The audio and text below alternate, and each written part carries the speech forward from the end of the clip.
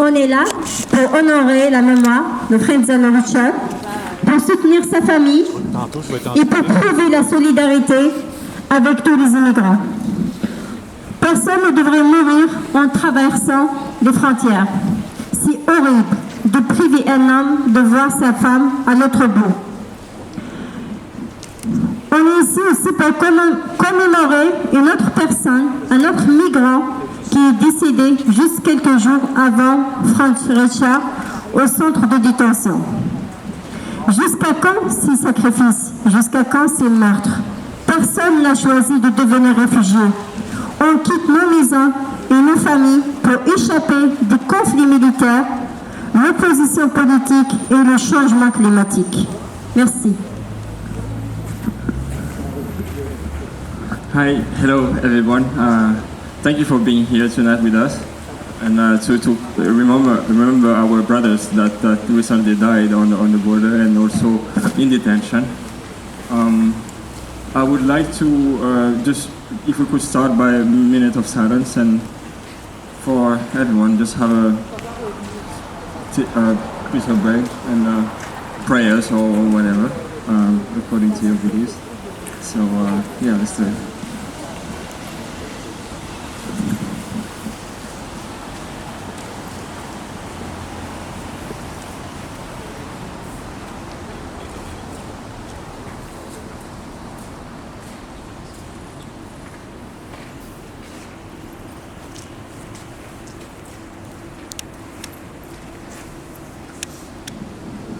Thank you.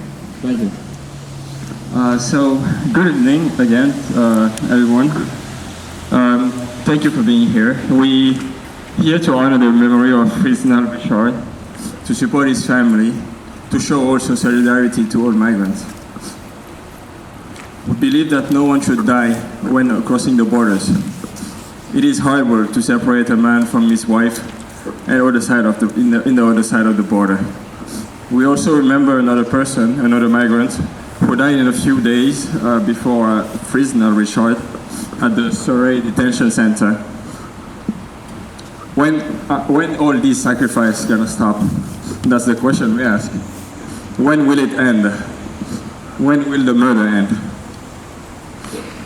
So we here again to testify and to show that no one chooses to become a refugee. We all leave our home, families, and safe place from military conflict, either politic or it's always a tense situation that push people to go and seek refuge. So at least we believe that people like that should be welcomed with more love and more compassion, and be treated like equal human beings. So we have some brothers, some people, some speakers tonight that will come with us, and me and Samira, we're gonna announce them soon. And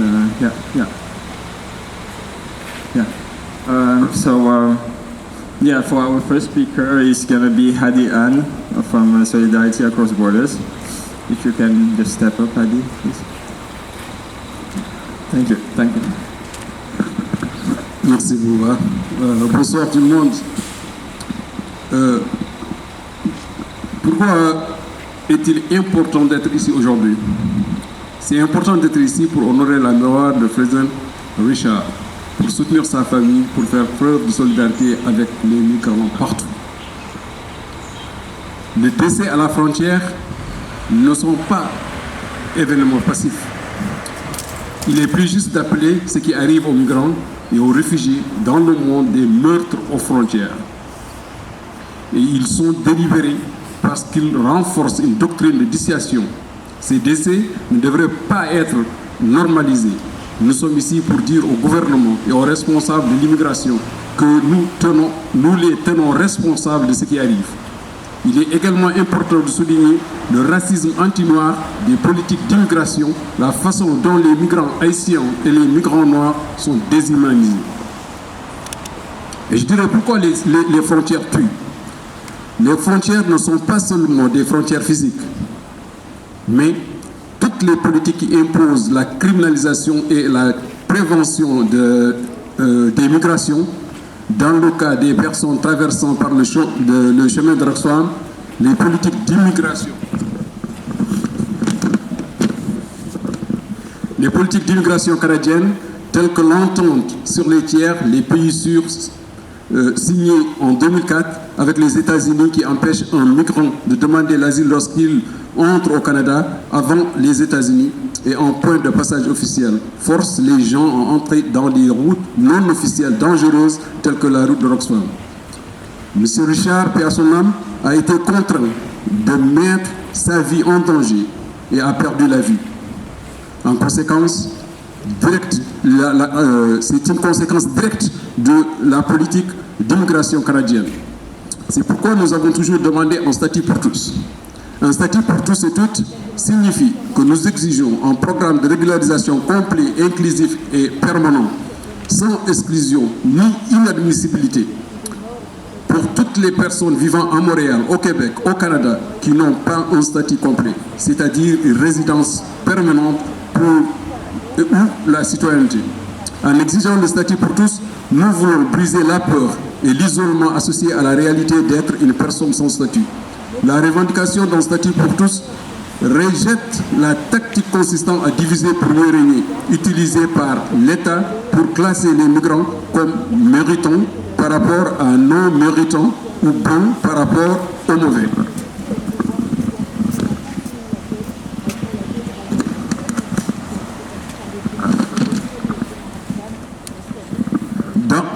Le statut pour tous et toutes signifie que nous luttons et nous organisons pour que tous les résidents, quelle que soit leur origine, puissent avoir une pleine dignité en tant qu'être humain. Presque toutes les grandes organisations de la société civile, du travail, de la santé et de l'environnement se sont jointes à notre appel pour un statut d'immigration complet et permanent pour tous et toutes. Près de 500 organisations, de grandes organisations de partout au Canada ont également écrit des lettres à M. Trudeau pour soutenir notre proposition de régularisation. Nous devons remettre en question le langage de la crise migratoire. Il est hypocrite de parler de migration illégale sur des terres autochtones occupées, non cédées. La structure de l'État canadien et l'immigration existent sur les terres volées, c'est illégal. L'État-nation crée des frontières qui correspondent à des agendas. Les frontières sont en effet poreuses pour le capital, pour les riches et ceux qui peuvent parcourir le monde avec leur passeport canadien. Mais elles sont violentes et militarisées pour ceux qui cherchent à se déplacer pour une vie meilleure.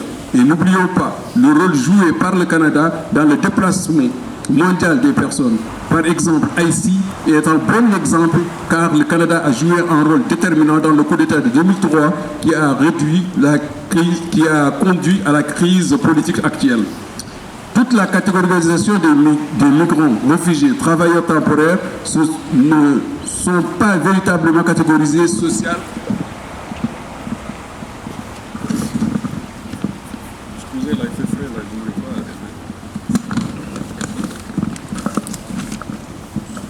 Je disais, ne sont pas les catégories sociales, mais des moyens pour l'État de rendre certains groupes de personnes plus vulnérables, exploitables et déshumanisés.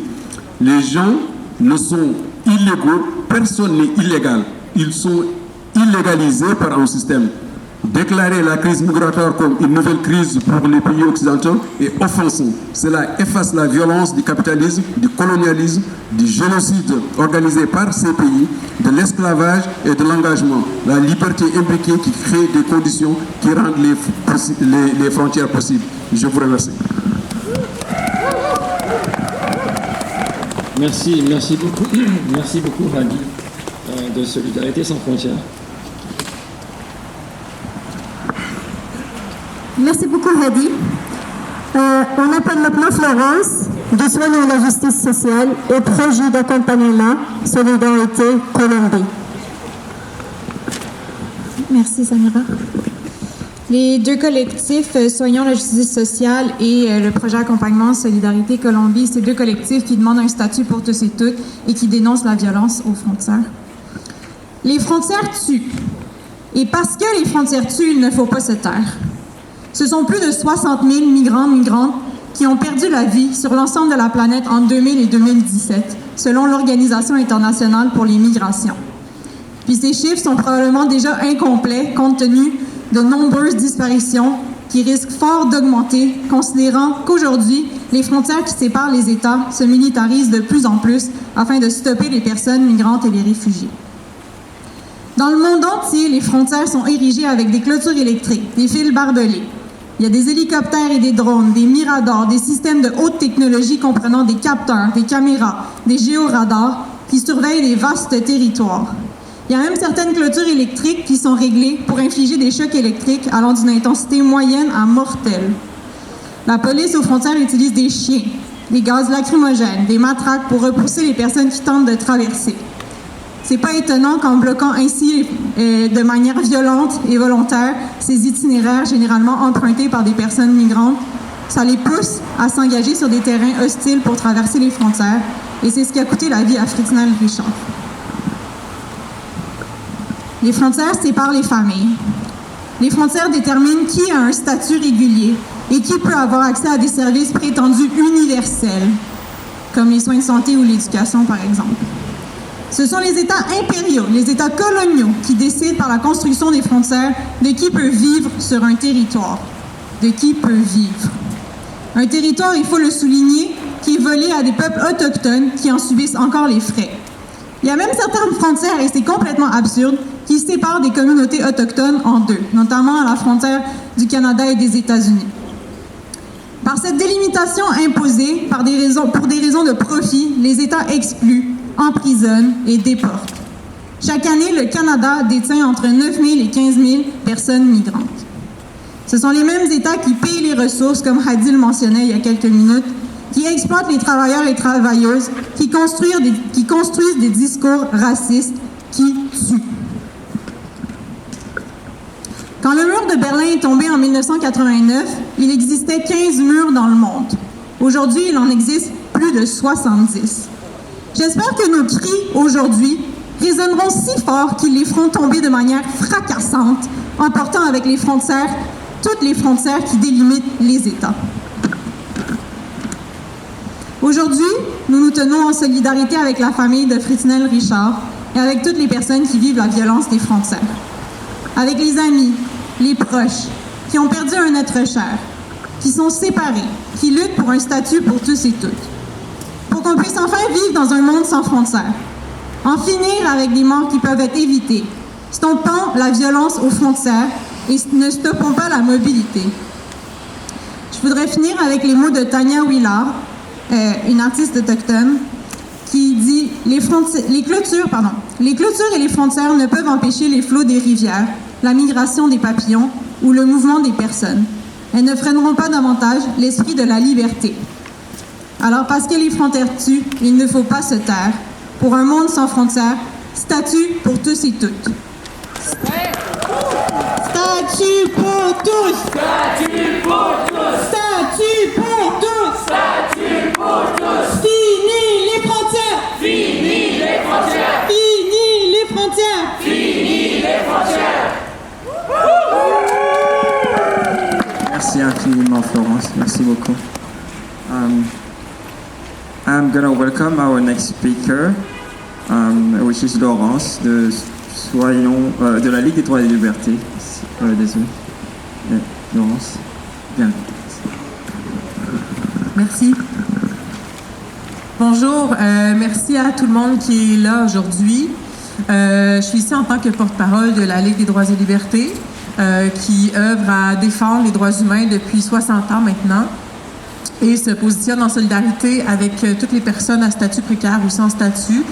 Et je suis aussi ici à titre personnel, donc je remercie sincèrement ceux et celles qui ont organisé la veillée d'aujourd'hui, parce que je pense que c'est très important de prendre un moment ensemble pour vivre ce deuil, absorber ce choc, parce que le décès de M. Richard est quand même un rappel extrêmement brutal de la violence des frontières. Donc, on en a parlé déjà, mais la violence des frontières, la violence des politiques migratoires, la violence des statuts, soit l'absence de statuts ou les statuts comme celui de demandeurs d'asile, de réfugiés, avec toutes les contraintes que ces statuts comportent dans l'état actuel des politiques. Tout ça engendre des violations de droits humains de façon systématique et depuis longtemps. Et le décès de M. Richard est comme un rappel vraiment brutal de ces multiples violences.